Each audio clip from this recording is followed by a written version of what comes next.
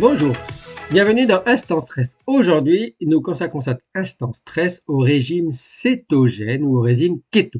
Alors, c'est quoi ce régime cétogène? On en entend de plus en plus parler dans les médias, où il y a même des entreprises qui vous vendent des compléments alimentaires ou des mélanges de produits pour favoriser ce régime cétogène ou ce régime keto. Eh bien, c'est la suppression quasi complète de glucides, de sucre et d'amidon dans votre alimentation, moins de 50 grammes par jour, qui veut dire que donc vous allez apporter beaucoup moins d'amidon, qui est un sucre complexe, avec des petits morceaux de sucre que votre corps va ensuite métaboliser. Ce sont des glucides, et puis le sucre en général. Alors on pourrait dire ça part d'une bonne intention. Oui, ça part d'une bonne intention, réduire le sucre. Mais cette suppression complète des glucides, c'est à peu près 6 fois moins que ce que veut une alimentation équilibrée en général. Elle est compensée par une alimentation beaucoup plus riche en gras. Et donc, sur le court terme, qu'est-ce que ça fait? Sur le court terme, en fait, comme je vous l'ai expliqué précédemment, nous avons dans nos organes, dans nos cellules, des petites mitochondries. Ce sont les centrales énergétiques, bioénergétiques. Elles produisent notre énergie de tous les jours qui s'appelle l'ATP. Eh bien, elles ont besoin un peu d'oxygène, un peu de sucre et un peu de gras pour fonctionner. Tout ça pour faire des métabolites bioénergétiques qui vont activer les mitochondries.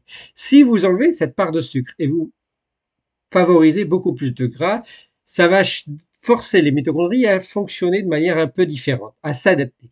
Et ça, sur le court terme, c'est plutôt bien, elles vont s'adapter, et donc ça va augmenter la fonte de gras activée par le foie et dans les muscles. Donc vous allez avoir une perte de poids avec un régime keto sur le court terme, ça c'est connu.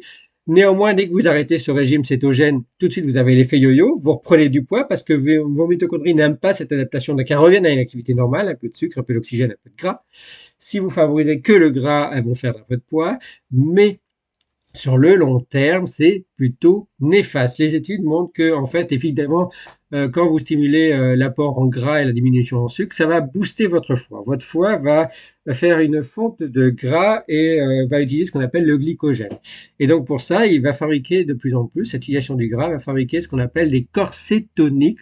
Ça fait ce qu'on appelle la cétonémie. Ça, vous le connaissez, la cétonémie, quand vous avez une gastro, quand vous êtes à jeun ou quand vous avez une gastro et que vous ne mangez pas, vous avez des symptômes type de la fatigue, des maux de tête, vous avez des problèmes de nausée, vous n'êtes pas bien, vous avez envie de manger mais pas trop, eh bien ça, ce sont des symptômes de cétonémie. La cétonémie, en fait, c'est plutôt dangereux sur le long terme. On vous dira sur le court terme, les gens qui font du jeûne total, ils vous diront oui, il faut provoquer ce pic de cétonémie pour ensuite faire fondre le gras, faire fondre le gras dans les muscles, faire activer les muscles, jouer sur le foie, ça va détoxifier. En fait, non, sur le long terme, c'est absolument néfaste. Alors, il y a des études qui montrent que les corps cétoniques qui s'accumulent sur le long terme provoquent une atteinte multi-organes et donc ça favorise des maladies métaboliques très importantes. Et donc, c'est pourquoi il faut éviter ces pics de cétonémie sur le long terme. Alors, sur le long terme, on dirait ça fait perdre du poids, oui, mais sur le court terme, ça fait perdre du poids. Sur le long terme, non. Et donc, il faut éviter cette apparition des corps cétoniques sur le long terme qui s'accumulent. C'est plutôt dangereux pour la santé. Et ça vient à partir du foie. Et les études récentes le montrent de plus en plus. Alors oui, vous allez avoir des études qui vont vous montrer des effets potentiellement intéressants d'un régime keto, par exemple sur l'inflammation. Peut-être que sur le court terme, ça diminuerait l'inflammation chronique. Est-ce que c'est utile? On ne sait pas. Ce qu'on sait, c'est que vous avez des gens qui vont vous dire que pour des personnes qui ont des problèmes d'alimentation ou qui ont des intolérances alimentaires, peut-être que le régime keto pourrait améliorer certains signes en diminuant l'inflammation. Sur le court terme, probablement. Sur le long terme, il est fortement possible que ce soit plutôt largement dangereux. Voilà pourquoi le régime keto sur le court terme, il peut être intéressant pour certains aspects, pour certaines personnes, mais enfin, ça se discute. Et sur le long terme, c'est sûr, c'est un régime qui n'est pas du tout viable. Le corps médical ne recommande pas le régime keto, et même si des personnes souhaitent le faire, elles doivent en informer absolument leur médecin pour dire quand elles le font, à partir de combien de temps et sur quelle durée, parce que ça peut avoir des conséquences graves sur leur santé sur plusieurs semaines ou plusieurs mois. Donc attention au régime keto. Pour ma part, je recommande pas le régime cétogène, je recommande pas le régime keto.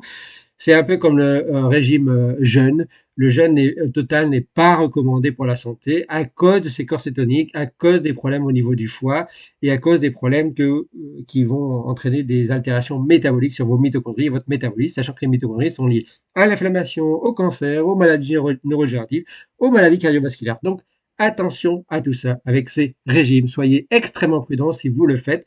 Je ne vous le recommande pas, mais vous êtes libre et grand pour le faire si vous le souhaitez. Attention en tout cas. Merci à vous. Que le bon stress est avec vous. Ciao.